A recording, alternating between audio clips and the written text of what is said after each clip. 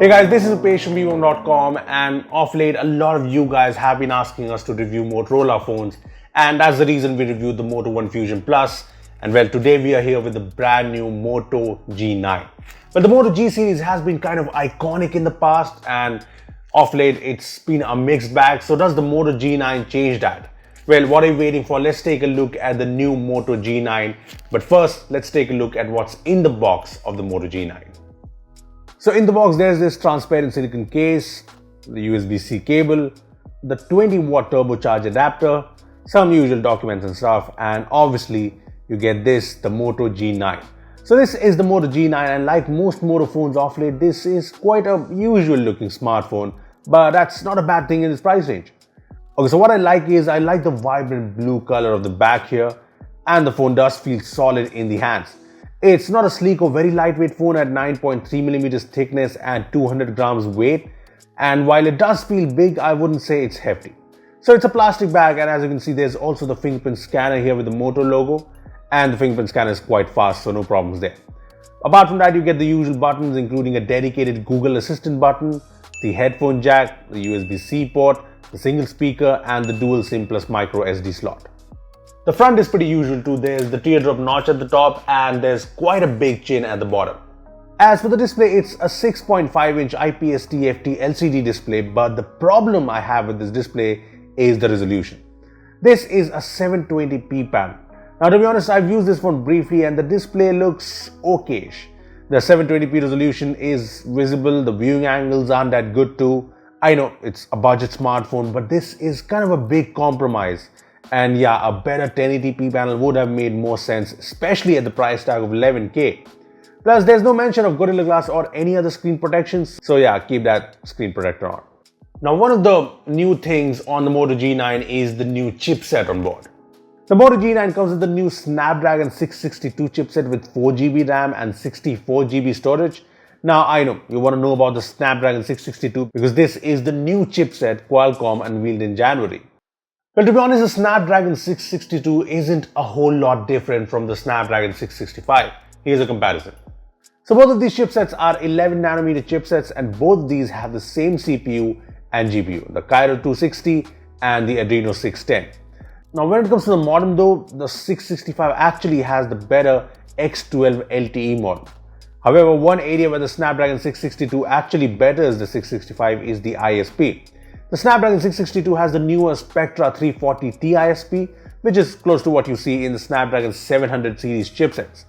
Now, apart from that, the Snapdragon 662 also has the Bluetooth 5.1 and Wi-Fi 6 support, but that really does not matter here because strangely, the Moto G9 does not support any of those standards.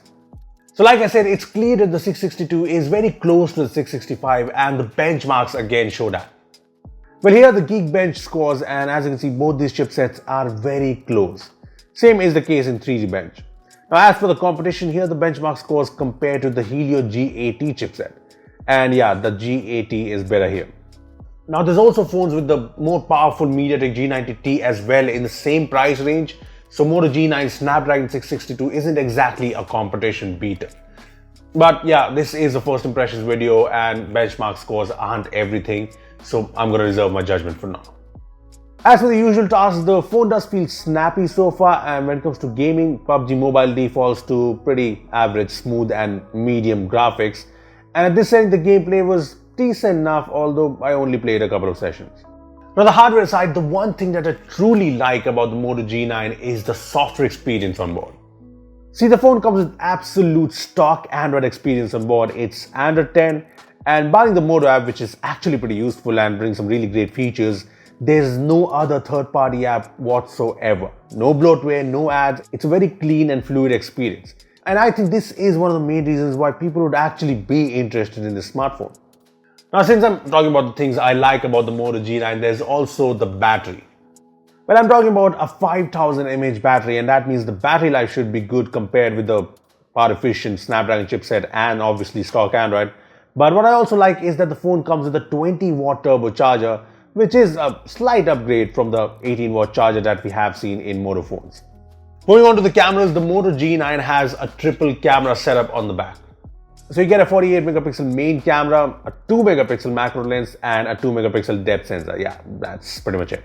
Now the main camera here seems promising as I've taken a few shots, and as you can see, they look good enough for a budget smartphone. The low-end performance isn't the best, but the wider aperture does capture a lot of light, so yeah, the main camera seems fine, but instead of the two 2 megapixel lenses, Moto could have added an ultra-wide-angle lens, right? I mean, the Moto G8 had an ultra-wide-angle lens, so I'm not sure what Moto was thinking here.